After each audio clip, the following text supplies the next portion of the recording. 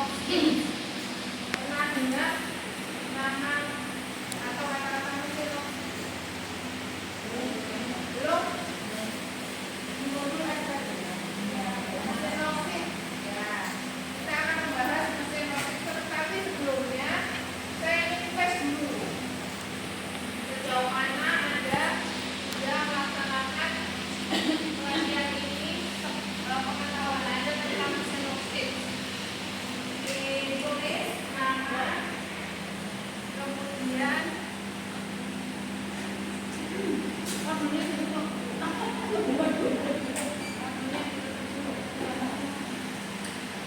soalnya sama ini kita kenalkan dulu.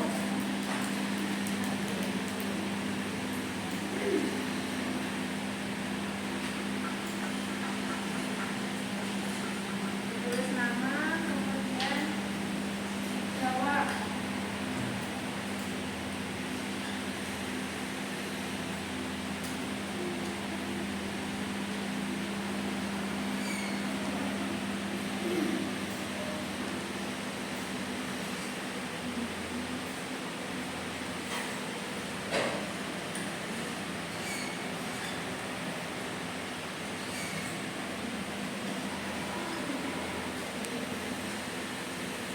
Ya, sudah.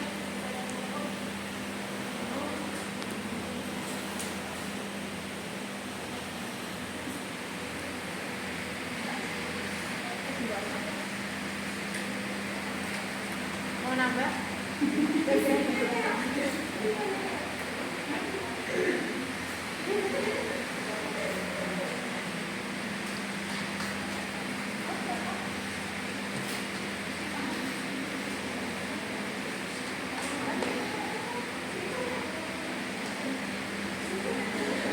Ya.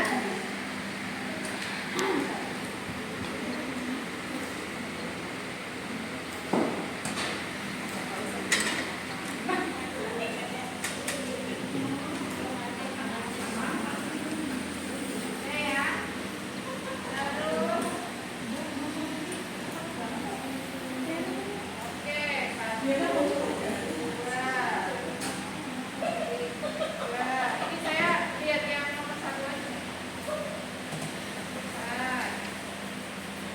Sebagian besar sudah tahu tentang mesin lockstitch.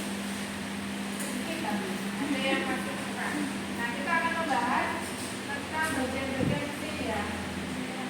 Terus sebelumnya perkenalkan dulu nama saya ada Ismiati, kemudian alamat saya ada mesin.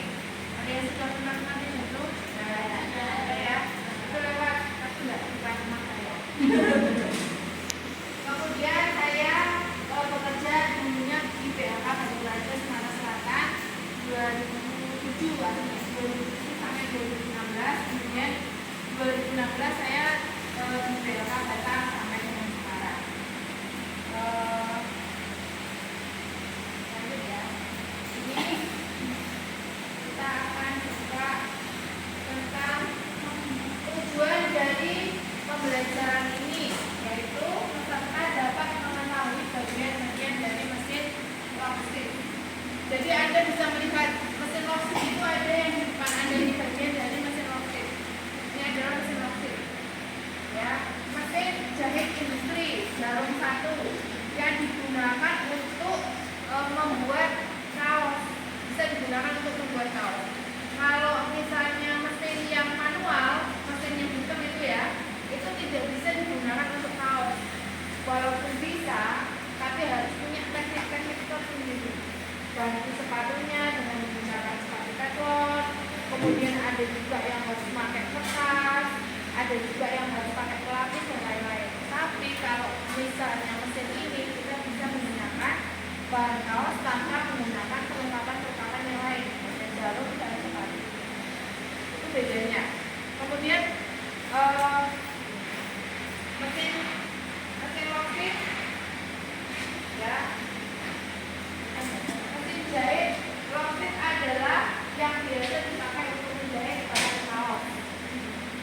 Jenisnya itu ada mesin dijahit single needle. Ini single needle artinya jarum satu. Kemudian ada double needle, itu artinya jarum dua. Jadi dua jenis yang termasuk dalam mesin jahit. Nah ini ya bagian-bagian mesin jahit lock stitch. Kita akan fokus ke yang single needle atau jarum satu.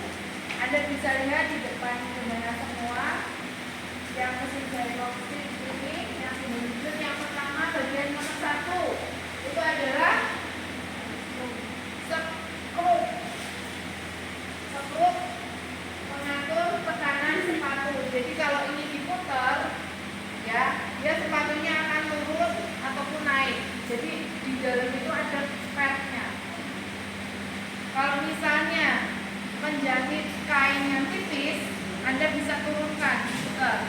Kalau menjahit bahannya tebal, misalnya kayak jeans atau tebal, dia diputar ke kiri ini, dia akan naik. Jadi sepatunya dia akan lebih ngadat. Ya. Kemudian alat benang nomor 2. Alat benang di sini nomor 2 itu ini untuk masukkan.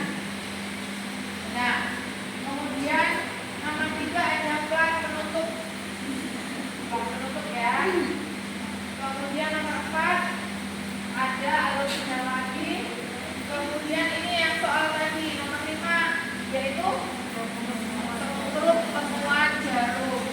Di sini ada yang belum bisa mengganti jarum. Sudah bisa semua? Ya. Cara mengganti jarum. Kenapa jarum harus diganti?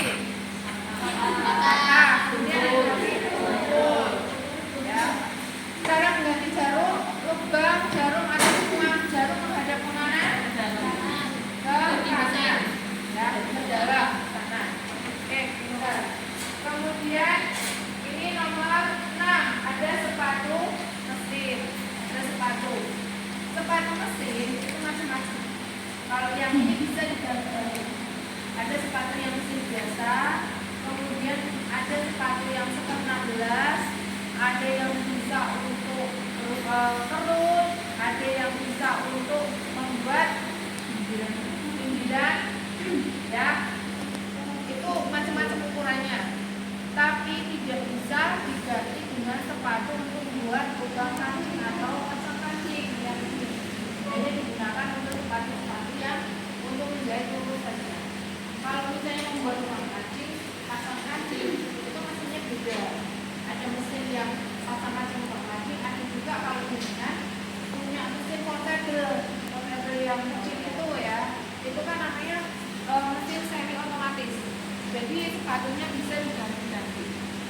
Bisa diganti mesin pasang kancing, bisa lubang kancing, bisa diganti sepatu pasang kancing ataupun lubang kancing. Kemudian bisa juga sepatu sebelah untuk pasang sliding Jepang. Oke. Kemudian ada juga bisa diganti dengan sepatu yang besar, digunakan untuk stikan zigzag. Zigzag itu bisa untuk pinggiran kain sebagai pengganti obras. Oke, ini yang materinya. Kemudian informasinya yang ditanyakan cukup. Oke, kalau cukup saya lanjut sebelumnya ke post test. Sebelum saya tutup ada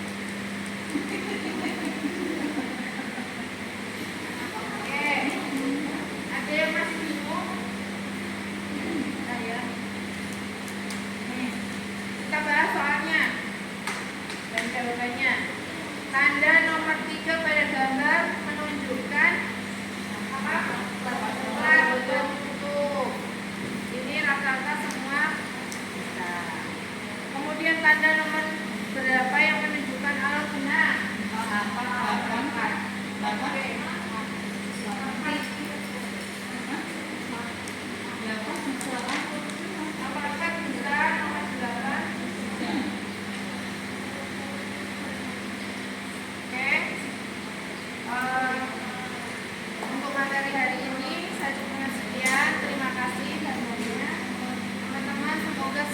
8. Sehat, kita akan bertemu lagi ke materi selanjutnya. Terima kasih. Wassalamualaikum.